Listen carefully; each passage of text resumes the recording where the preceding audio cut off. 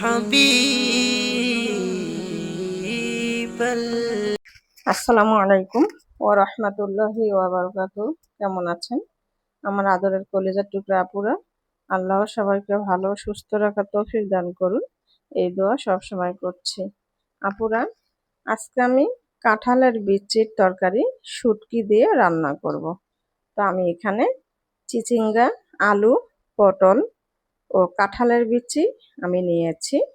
তো আজকে রান্নাটা হবে কাঁঠালের বিচি তরকারি শুটকি দিয়ে রান্না। তো রান্নার ভিডিওটি সঙ্গে থাকুন, শুরু থেকে শেষ পর্যন্ত দেখতে থাকুন। আপুরা, আমি কড়াই বসিয়ে দিলাম। এবার আমি পেঁয়াজ কাটা দিয়ে দিচ্ছি। চুলাটা অন করে দেবো। বিসমিল্লাহির রহমানির রহিম। চুলা অন করে দিয়ে দিলাম।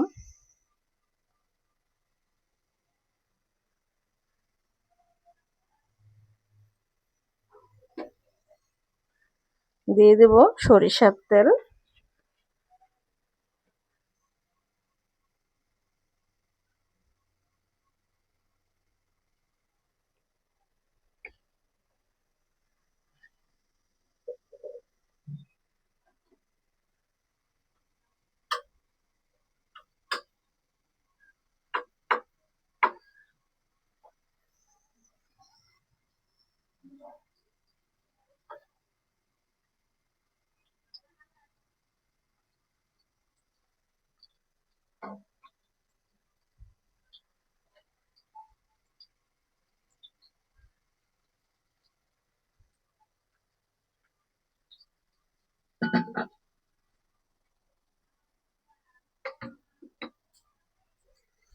এবং আমি শুটকি দিয়ে দিচ্ছি।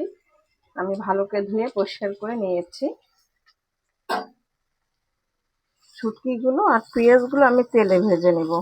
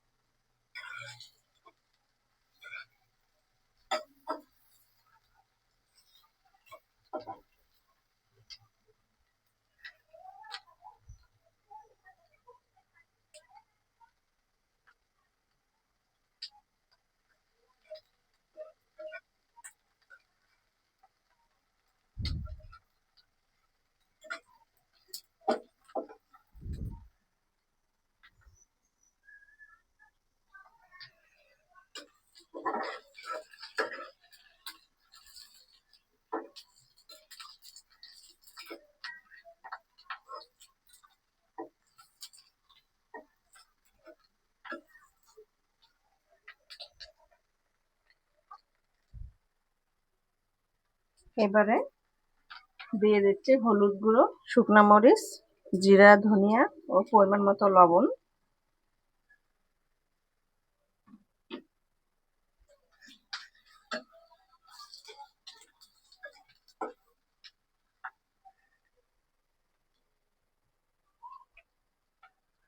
এবার আমি সামান্য পানি দিয়ে শুটকিগুলো ভালো করে কষিয়ে নিব।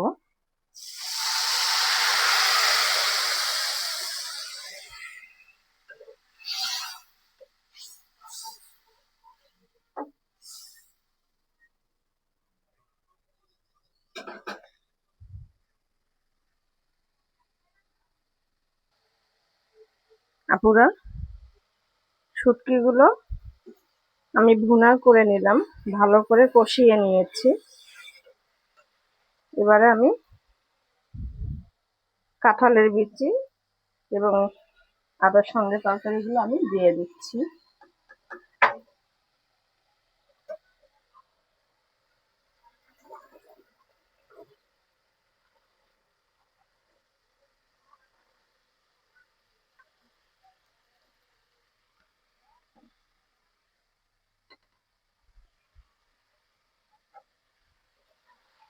ভালো করে নাড়াচাড়া করে দিয়ে আমি ঢেকে দিয়ে তারপরে কষিয়ে নিব।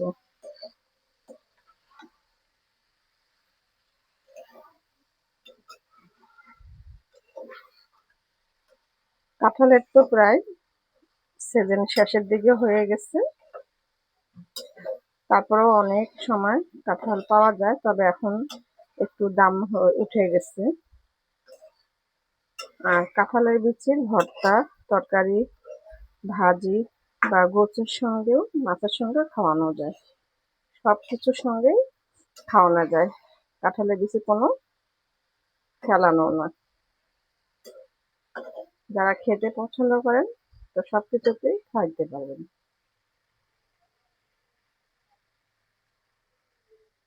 তো এবার আমি ঢেকে দিয়ে তরকারিগুলো কষিয়ে নেব।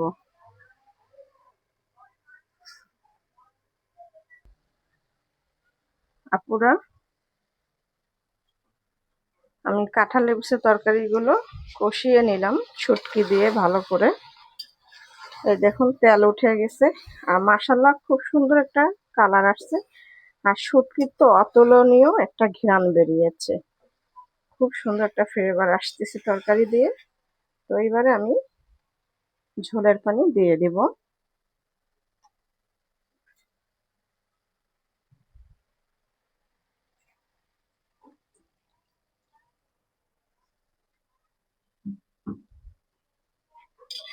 দিয়ে দিলাম ঝোলের পানি। এবার আমি ঢেকে দিয়ে বলক উঠিয়ে নিব।